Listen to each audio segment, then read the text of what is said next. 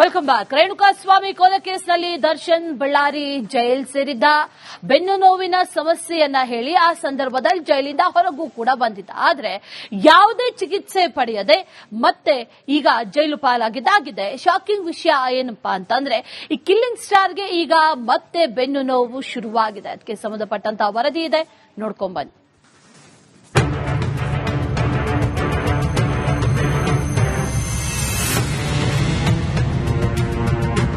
ಈ ದೃಶ್ಯಗಳನ್ನೊಮ್ಮೆ ನೋಡಿ.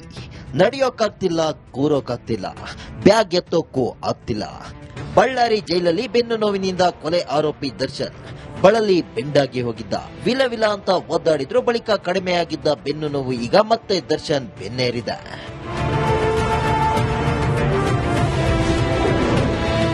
ಕೊಲೆ ಆರೋಪಿ ದರ್ಶನ್ಗೆ ಮತ್ತೆ ಬೆನ್ನು ನೋವು. ಜೈಲಲ್ಲೇ ಕಿಲ್ಲಿಂಗ್ ಸ್ಟಾರ್ಗೆ ಫಿಸಿಯೋಥೆರಪಿ.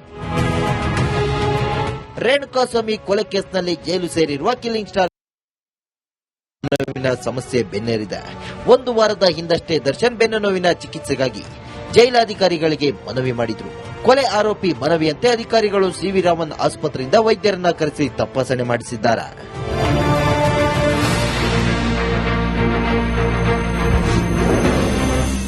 ವಾರಕ್ಕೆ 4 ಬಾರಿ ಫಿಸಿಯೋಥೆರಪಿಗೆ ಸೂಚನೆ. ದರ್ಶನ್ಗೆ ಬೆನ್ನು ನೋವಿನ ತಪಾಸಣೆ ಮಾಡಿರುವ ವೈದ್ಯರು ವಾರಕ್ಕೆ 4 ಬಾರಿ ಫಿಸಿಯೋಥೆರಪಿ ಮಾಡಲು ಸೂಚಿಸಿದ್ದಾರೆ. ಆದರೆ ಸದ್ಯಕ್ಕೆ ಕೇವಲ 2 ಬಾರಿ ಮಾತ್ರ ಫಿಸಿಯೋಥೆರಪಿ ಮಾಡಲು ಮುಂದಾಗಿದ್ದಾರೆ. ಅದರಂತೆ ನಿನ್ನೆ ದರ್ಶನ್ಗೆ ವೈದ್ಯರು ಫಿಸಿಯೋಥೆರಪಿ ಮಾಡಿದ್ದಾರೆ.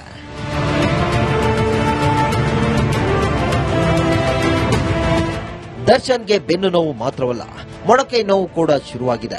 ಕಾರಣ, ಕಾರು ಅಪಘಾತದಲ್ಲಿ ದರ್ಶನ್ ಮೊಣಕೈಗೆ ಪೆಟ್ಟಾಗಿ ಶಸ್ತ್ರಚಿಕಿತ್ಸೆ ಮಾಡಲಾಗಿತ್ತು. ಈಗ ನೆಲದ ಮೇಲೆ ಮಲಗುತ್ತಿರುವುದರಿಂದ ಮೊಣಕೈ ನೋವು ಕೂಡ ಶುರುವಾಗಿದೆ.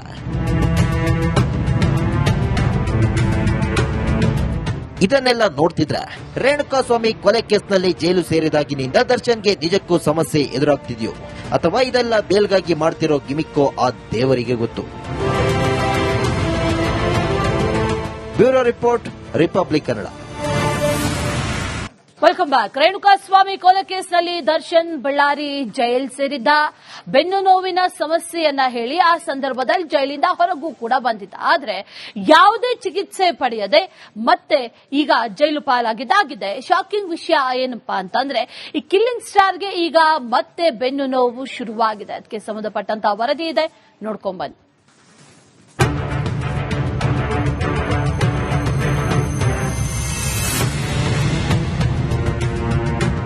ಈ ದೃಶ್ಯಗಳನ್ನೊಮ್ಮೆ ನೋಡಿ.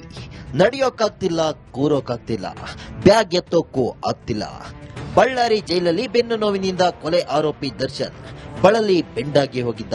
ವಿಲ ಅಂತ ಒದ್ದಾಡಿದ್ರು, ಬಳಿಕ ಕಡಿಮೆಯಾಗಿದ್ದ ಬೆನ್ನು ನೋವು ಈಗ ಮತ್ತೆ ದರ್ಶನ್ ಬೆನ್ನೇರಿದೆ.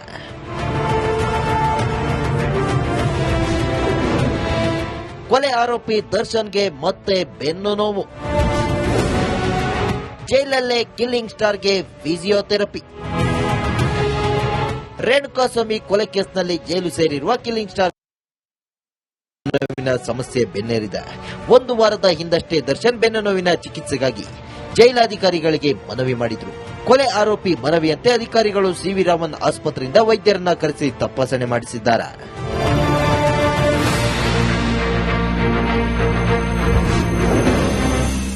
ವಾರಕ್ಕೆ 4 ಬಾರಿ ಫಿಸಿಯೋಥೆರಪಿಗೆ ಸೂಚನೆ. ದರ್ಶನ್ಗೆ ಬೆನ್ನು ನೋವಿನ ತಪಾಸಣೆ ಮಾಡಿರುವ ವೈದ್ಯರು ವಾರಕ್ಕೆ 4 ಬಾರಿ ಫಿಸಿಯೋಥೆರಪಿ ಮಾಡಲು ಸೂಚಿಸಿದ್ದಾರೆ. ಆದರೆ ಸದ್ಯಕ್ಕೆ ಕೇವಲ 2 ಬಾರಿ ಮಾತ್ರ ಫಿಸಿಯೋಥೆರಪಿ ಮಾಡಲು ಮುಂದಾಗಿದ್ದಾರೆ. ಅದರಂತೆ ನಿನ್ನೆ ದರ್ಶನ್ಗೆ ವೈದ್ಯರು ಫಿಸಿಯೋಥೆರಪಿ ಮಾಡಿದ್ದಾರೆ.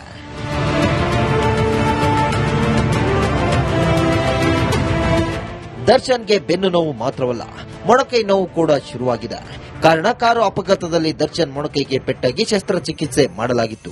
ಈಗ ನೆಲದ ಮೇಲೆ ಮಲಗುತ್ತಿರುವುದರಿಂದ ಮೊಣಕೈ ನೋವು ಕೂಡ ಶುರುವಾಗಿದೆ.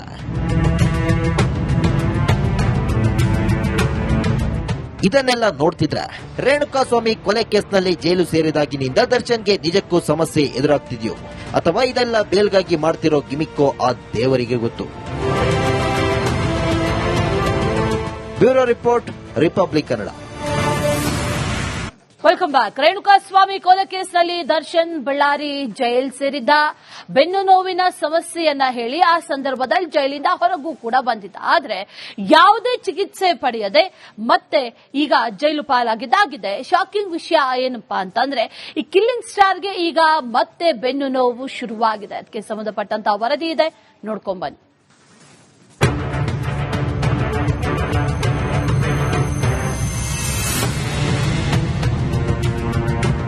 ಈ ದೃಶ್ಯಗಳನ್ನೊಮ್ಮೆ ನೋಡಿ. ನಡೆಯೋಕ್ಕಾಗ್ತಿಲ್ಲ, ಕೂರೋಕ್ಕಾಗ್ತಿಲ್ಲ, ಬ್ಯಾಗ್ ಎತ್ತೋಕ್ಕೂ ಆಗ್ತಿಲ್ಲ. ಬಳ್ಳಾರಿ ಜೈಲಲ್ಲಿ ಬೆನ್ನು ನೋವಿನಿಂದ ಕೊಲೆ ಆರೋಪಿ ದರ್ಶನ್ ಬಳಲಿ ಬೆಂಡಾಗಿ ಹೋಗಿದ್ದ. ವಿಲ ಅಂತ ಒದ್ದಾಡಿದ್ರು. ಬಳಿಕ ಕಡಿಮೆಯಾಗಿದ್ದ ಬೆನ್ನು ನೋವು ಈಗ ಮತ್ತೆ ದರ್ಶನ್ ಬೆನ್ನೇರಿದೆ.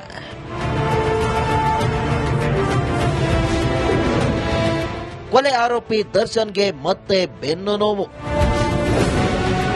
ಜೈಲಲ್ಲೇ killing ಸ್ಟಾರ್ಗೆ physiotherapy. ರೇಣುಕಾಸ್ವಾಮಿ ಕೊಲೆ ಕೇಸ್ನಲ್ಲಿ ಜೈಲು ಸೇರಿರುವ ಕಿಲ್ಲಿಂಗ್ ಸ್ಟಾರ್ ನೋವಿನ ಸಮಸ್ಯೆ ಬೆನ್ನೇರಿದೆ. ಒಂದು ವಾರದ ಹಿಂದಷ್ಟೇ ದರ್ಶನ್ ಬೆನ್ನು ನೋವಿನ ಚಿಕಿತ್ಸೆಗಾಗಿ ಜೈಲಾಧಿಕಾರಿಗಳಿಗೆ ಮನವಿ ಮಾಡಿದ್ರು. ಕೊಲೆ ಆರೋಪಿ ಮನವಿಯಂತೆ ಅಧಿಕಾರಿಗಳು ಸಿವಿ ರಾಮನ್ ಆಸ್ಪತ್ರೆಯಿಂದ ವೈದ್ಯರನ್ನ ಕರೆಸಿ ತಪಾಸಣೆ ಮಾಡಿಸಿದ್ದಾರೆ.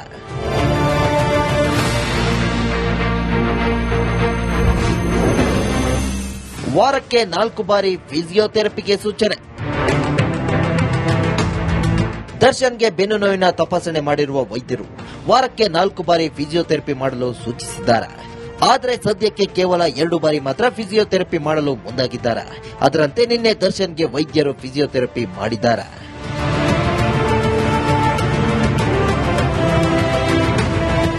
ದರ್ಶನ್ಗೆ ಬೆನ್ನು ನೋವು ಮಾತ್ರವಲ್ಲ, ಮೊಣಕೈ ನೋವು ಕೂಡ ಶುರುವಾಗಿದೆ. ಕಾರಣ ಕಾರು ಅಪಘಾತದಲ್ಲಿ ದರ್ಶನ್ ಮೊಣಕೈಗೆ ಪೆಟ್ಟಾಗಿ ಶಸ್ತ್ರಚಿಕಿತ್ಸೆ ಮಾಡಲಾಗಿತ್ತು. ಈಗ ನೆಲದ ಮೇಲೆ ಮಲಗುತ್ತಿರುವುದರಿಂದ ಮೊಣಕೈ ನೋವು ಕೂಡ ಶುರುವಾಗಿದೆ.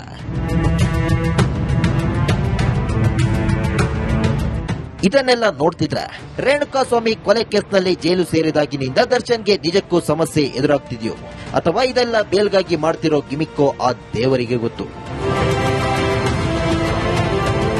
Bureau report, republic Kannada. Welcome back. Renukaswamy ಕೊಲೆ ಕೇಸ್ನಲ್ಲಿ ದರ್ಶನ್ ಬಳ್ಳಾರಿ ಜೈಲ್ ಸೇರಿದ್ದ. ಬೆನ್ನು ನೋವಿನ ಸಮಸ್ಯೆಯನ್ನ ಹೇಳಿ ಆ ಸಂದರ್ಭದಲ್ಲಿ ಜೈಲಿಂದ ಹೊರಗೂ ಕೂಡ ಬಂದಿದ್ದ. ಆದ್ರೆ ಯಾವುದೇ ಚಿಕಿತ್ಸೆ ಪಡೆಯದೆ ಮತ್ತೆ ಈಗ ಜೈಲು ಪಾಲಾಗಿದ್ದಾಗಿದೆ. ಶಾಕಿಂಗ್ ವಿಷಯ ಏನಪ್ಪಾ ಅಂತಂದ್ರೆ ಈ ಕಿಲ್ಲಿಂಗ್ ಸ್ಟಾರ್ಗೆ ಈಗ ಮತ್ತೆ ಬೆನ್ನು ನೋವು ಶುರುವಾಗಿದೆ. ಅದಕ್ಕೆ ಸಂಬಂಧಪಟ್ಟಂತಹ ವರದಿ ಇದೆ, ನೋಡ್ಕೊಂಡ್ ಬನ್ನಿ.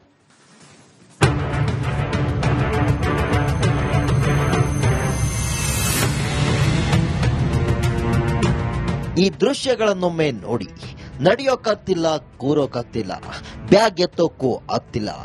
ಬಳ್ಳಾರಿ ಜೈಲಲ್ಲಿ ಬೆನ್ನು ನೋವಿನಿಂದ ಕೊಲೆ ಆರೋಪಿ ದರ್ಶನ್ ಬಳಲಿ ಬೆಂಡಾಗಿ ಹೋಗಿದ್ದ. ವಿಲ ಅಂತ ಒದ್ದಾಡಿದ್ರು. ಬಳಿಕ ಕಡಿಮೆಯಾಗಿದ್ದ ಬೆನ್ನು ನೋವು ಈಗ ಮತ್ತೆ ದರ್ಶನ್ ಬೆನ್ನೇರಿದೆ.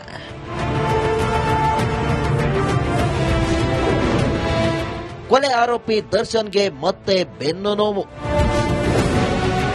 ಜೈಲಲ್ಲೇ killing ಸ್ಟಾರ್ಗೆ physiotherapy. ರೇಣುಕಾಸ್ವಾಮಿ ಕೊಲೆ ಕೇಸ್ನಲ್ಲಿ ಜೈಲು ಸೇರಿರುವ ಕಿಲ್ಲಿಂಗ್ ಸ್ಟಾರ್ ನೋವಿನ ಸಮಸ್ಯೆ ಬೆನ್ನೇರಿದೆ. ಒಂದು ವಾರದ ಹಿಂದಷ್ಟೇ ದರ್ಶನ್ ಬೆನ್ನು ನೋವಿನ ಚಿಕಿತ್ಸೆಗಾಗಿ ಜೈಲಾಧಿಕಾರಿಗಳಿಗೆ ಮನವಿ ಮಾಡಿದ್ರು. ಕೊಲೆ ಆರೋಪಿ ಮನವಿಯಂತೆ ಅಧಿಕಾರಿಗಳು ಸಿವಿ ರಾಮನ್ ಆಸ್ಪತ್ರೆಯಿಂದ ವೈದ್ಯರನ್ನ ಕರೆಸಿ ತಪಾಸಣೆ ಮಾಡಿಸಿದ್ದಾರೆ.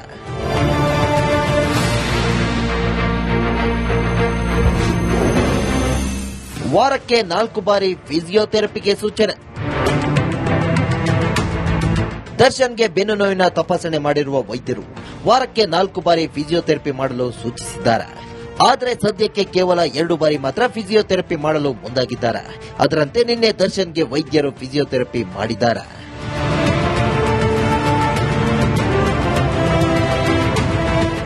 ದರ್ಶನ್ಗೆ ಬೆನ್ನು ನೋವು ಮಾತ್ರವಲ್ಲ, ಮೊಣಕೈ ನೋವು ಕೂಡ ಶುರುವಾಗಿದೆ. ಕಾರಣ ಕಾರು ಅಪಘಾತದಲ್ಲಿ ದರ್ಶನ್ ಮೊಣಕೈಗೆ ಪೆಟ್ಟಾಗಿ ಶಸ್ತ್ರಚಿಕಿತ್ಸೆ ಮಾಡಲಾಗಿತ್ತು. ಈಗ ನೆಲದ ಮೇಲೆ ಮಲಗುತ್ತಿರುವುದರಿಂದ ಮೊಣಕೈ ನೋವು ಕೂಡ ಶುರುವಾಗಿದೆ.